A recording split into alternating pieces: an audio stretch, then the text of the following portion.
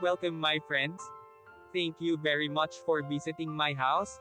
And sorry, the other parts of my videos, camera, are replicating, blur, or bright, because it's my time that I did it on purpose so that other people who pass by on the walking street in Balibago won't expose their faces too much.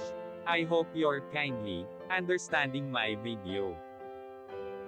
Now, sit and listen the history of the walking street, and I will also show you what is happened inside the walking street.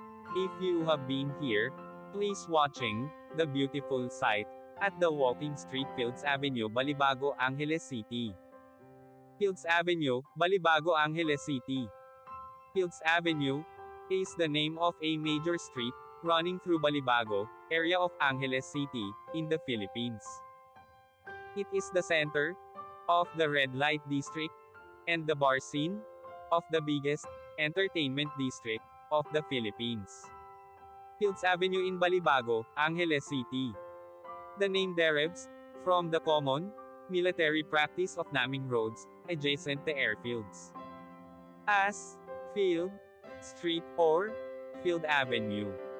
Originally, the name referred to the Clark Air Base and was Clark Field Avenue. The name evolved to become Fields Avenue. History: Fields Avenue, Balibago, Angeles City, Pampanga, Philippines.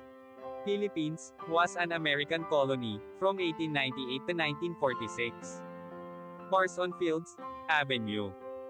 Catering to the single American defense personnel who worked in the adjacent Clark Air Base, first emerged in 1940. During 1940s and 50s, there were only 3 such bars just outside the main gate of the air base. By early 1960s, the Fields Avenue developed as a street lined with several bars. From November 1955 to April 1975, America fought Vietnam War. As the number of American troops in this war grew, more and more forces were deployed at Clark Air Base or routed through it. This led to a pro-life ration of bars, live bands, and prostitution, the latter mostly by young Filipino women, most of them either teenagers or 18 hanggang 55 years old. By the 1970s, there were more than 150 bars and prostitution joints along Fields Avenue. This led to a mushrooming of related, ancillary industries in the vicinity, namely music bands, hotels, doctors, hairdressers, and money exchange transfer services. In its heyday, Fields Avenue provided direct or direct employment to nearly 20,000 Filipinos, including plumbers, electricians, and security guards. In the 1980s, though the American presence remained steady, the bars and prostitution shops continued the pro-life rate. Many bars and prostitution dens were owned by Americans, as well as local politicians, thus leading to a nexus between the locals, politicians, and American military and ex-military personnel. With the withdrawal of American Defense Forces from Clark in 1993, many of these establishments changed hands, but continued to do business. As Clark was turned into a special economic zone, SEZ, these bars and prostitution joints changed their clientele to suit their new customers, Japanese and Korean businessmen. Restaurants serving food from these countries began to appear, and signboards in these languages were put up. The period from 2000 hanggang 2010 saw further expansion of these joints, as the area was relabeled as an entertainment district. While prostitution was officially banned, girls working here were simply redesignated as guest relations officers (GRO), and prostitution continued in practice.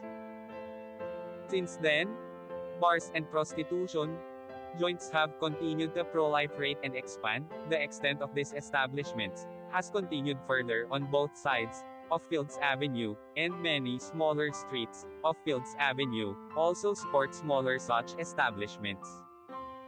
In 2010, a section of Fields Avenue, at the end where it meets the MacArthur Highway, was named as Walking Street, mimicking Walking Street in Pattaya.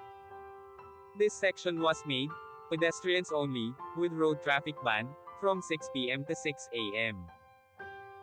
People arriving by air either take a taxi direct to hotel or a jeepney to Main Gate Jeepney Terminal, located between the North SM Mall, Fields Avenue to South, and Bayanihan Park to East. Those arriving from Manila by bus ask the driver to drop them off at the corner of Fields Avenue and MacArthur Highway, or alight at Capas Angeles Transport Terminal, which is also walking distance from Fields Avenue and the MacArthur Highway. The presence of family-oriented activities on the other side of Fields Avenue, namely shopping malls, as well as activity centers in Clark Air Base, has led to a neat separation between the two.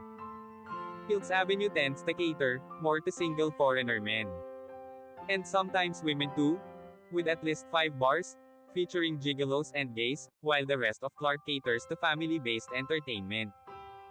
Fields Avenue remains among the safest streets in the region, with restaurants and hotels.